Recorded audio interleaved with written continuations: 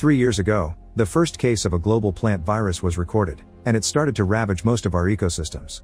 Eating food infected with the virus causes severe autoimmune diseases, and the loss of plant life has decreased the amount of oxygen in the atmosphere to 10%, which has increased the number of natural disasters all over the world. The world's leading research laboratories have been unsuccessful in developing a cure, and people are starting to think the planet is doomed. The only hope left is Project Gemini, developed by Dr. Stephen around 2 ancient alien artifacts discovered by paleontologists who are sure the objects are 4 billion years old, before there was any kind of life on Earth.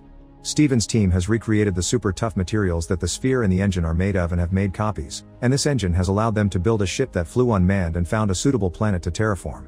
The sphere is for creating life and works thanks to dozens of commands that the team has finally finished decoding. It's also proof that life on Earth was created by aliens.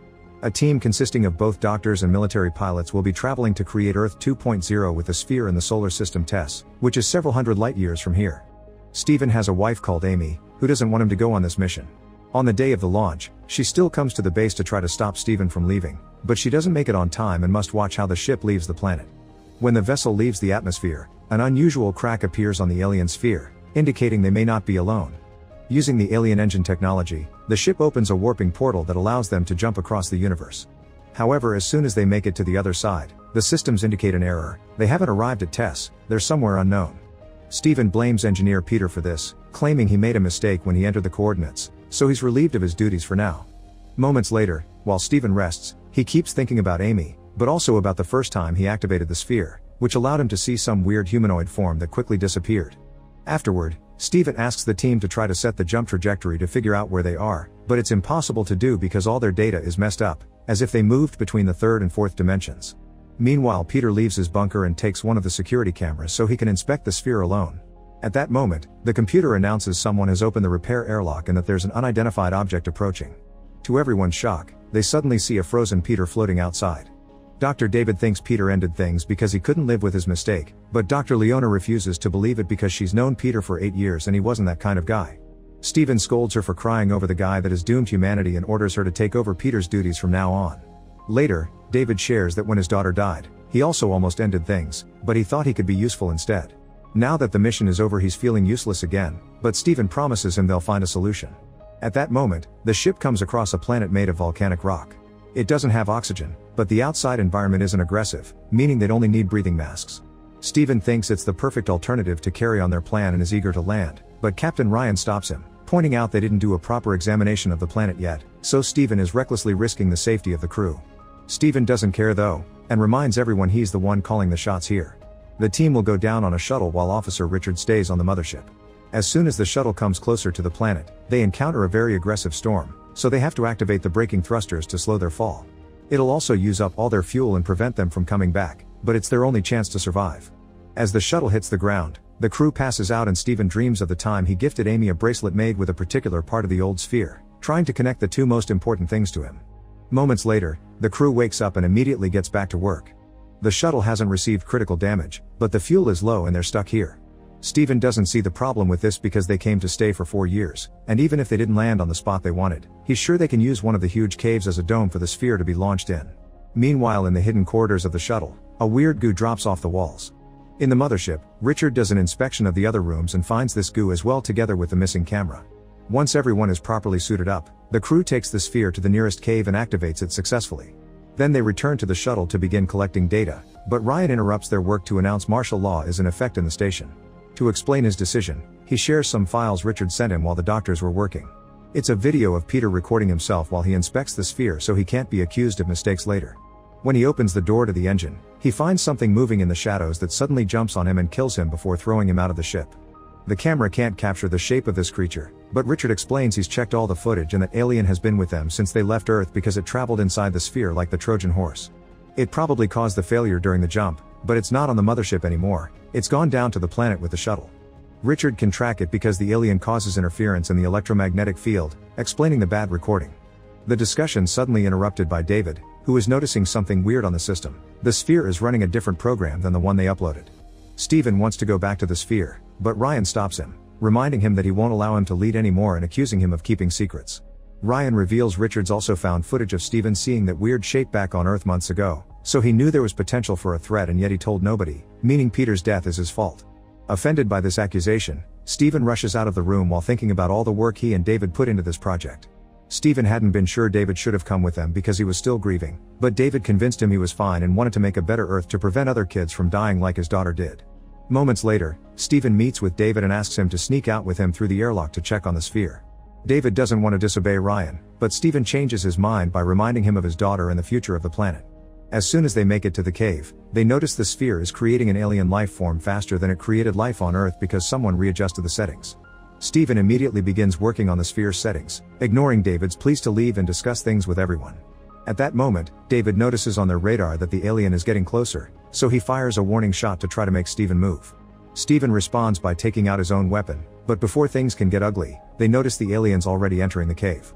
After Stephen grabs a piece of the sphere to take with him, both men begin running away, noticing the creatures getting closer because of its shadows and the noises it makes. They finally get a full view of it when they leave the cave, but before the creature can attack them, they manage to get back into the shuttle and shut the airlock. David calls Stephen out for risking their lives, but Stephen reminds him the sphere is more important and next time he won't hesitate to shoot. Then Ryan shows up to scold Stephen as well, and when Stephen explains they'll have to use force to stop him, Ryan punches him.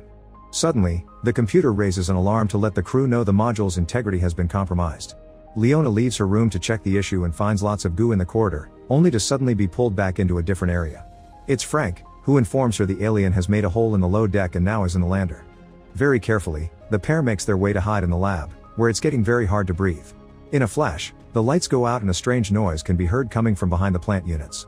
This means the alien is here, so Frank pushes Leona out of the room, and as she runs down the corridor, she can hear Frank screams while the alien kills him. Leona meets with the rest of the team in the control room and tells them what happened, prompting Ryan to scream at Stephen for bringing the alien back with him. The creature entered by making a hole in the hull. It also has damaged the generator and the cameras aren't working, so they've lost contact with Richard and they don't have visuals on the rest of the ship. Their only solution is to go to the backup generator and reconnect everything, which is extremely difficult to pull off if they can't track the creature, prompting Stephen to volunteer to go since it's his fault. With his weapon out, Stephen carefully makes his way to the generator and manages to bring back the communication system. The team can track the alien now and warns Stephen that it's near him, but as soon as Stephen tries to leave, he begins hearing those noises. Luckily Ryan thinks fast and drags him back into the control room by using a metal rope. Then, the team makes a plan together to smoke the alien out of the ship. While Stephen waits outside to play bait, Leona opens the airlocks followed by the lab door, rushing to hide in another room as the alien comes out. The creature quickly begins making its way through the airlocks, but when Richard tries to turn on the engine to burn it out, he can't because the alien is interfering with the signal. Stephen runs for his life and Leona comes to help him, but at that moment, the alien comes out, and Richard regains access to the engine. Stephen and Leona run back inside as the creature is hit by the fire, but this isn't enough to kill it and it tries to reach Stephen, who is being dragged inside by David. The alien's tentacle hurts David's arm right as they close the door, leaving the creature's limb inside. While the beast returns to the cave, Ryan shuts the airlocks and the others get to reseal the hole. Moments later, the team finds Frank's body, and while Leona decides to end things for herself because of her grief, Stephen thinks about Amy again. She had tried to convince him not to leave by explaining she was working on a vaccine, but more importantly, she was pregnant, yet this was still enough to make Stephen stay because saving Earth was more important than his personal life. David goes to the lab to get his wound bandaged and Stephen brings the tentacle to study it. He discovers the creature is a biorobot made from the same material as the sphere, which means the sphere's goal has always been to make these beasts. Stephen informs David that the tentacle has infected him with a bacteria with a very powerful defense mechanism, meaning his blood now holds the key to making a vaccine to save Earth. As soon as Stephen makes a cut on the tentacle, the lights go crazy and he remembers the image he saw back on Earth, meaning the alien is a transponder and this is the way his race colonizes planets. Stephen decides they need to kill the alien and restore the sphere's settings, but Ryan locks him up in the lab and tells him he's under arrest for putting everyone's life at risk. Ryan points out lives are expendable to Stephen, and David agrees, saying Stephen only wants to play hero and he never cared about humanity. This makes Stephen remember her last argument with Amy, who accused him of having a savior complex before throwing her bracelet away. Stephen continues to do his research in the lab and gets a theory that Richard confirms when he checks the travel logs. They didn't jump through space, they jumped through time. They're still on Earth but 4 billion years in the past before life existed, and the clone sphere they brought is the same one the paleontologists find later in the future. Ignoring the fact David's wound is getting worse, Stephen gets excited when he realizes the sphere fragment he grabbed earlier is the same one he uses in the future to make Amy's bracelet, so he proceeds to write a message on it to teach Amy how to activate the sphere they left behind. Meanwhile in the present, Amy shows up at Stephen's lab while trying to deal with the news saying the team failed their mission. Suddenly Richard brings worrisome news to Stephen. Ryan is preparing explosives to blow up the sphere and has turned off his radio to avoid complaints.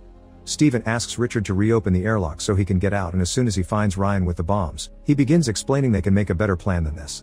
Their conversation's interrupted by a shot that kills Ryan out of the blue. It's David, who's escaped through the airlock and has gone deranged because of the infection, making him think the alien has chosen him to help it makes things right because humans are a malfunction from the sphere. Stephen throws Leona's Rubik Cube at the wall to distract David and lands a shot on him, prompting David to run away wounded. Afterward, Stephen activates the bomb before going outside to shoot a flare to get the alien's attention. Stephen makes it chase him to the control room and locks it up there, but as he runs down the corridor, David opens fire on him and pushes him into hiding. At that moment, the alien breaks down the door and approaches Stephen, who manages to get it off him with a quick shot. The alien chases Stephen as he begins to run away, and when he makes it back to the control room, he bumps into David, who tries to kill him. His actions are stopped by the alien showing up and killing him first, giving Stephen the chance to run out of the shuttle right before the bomb finally explodes and kills the beast. Stephen passes out outside for a few seconds and is woken up by Richard trying to contact anyone alive. Richard wants to come to save him, but the storm is too strong and Stephen tells him to stay back while he returns to the cave to use the sphere.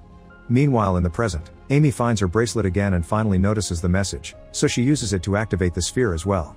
At that moment, husband and wife meet again in a fusion of past and present, and Stephen hurries to share the formula for the vaccine before expressing his love right as the connection ends.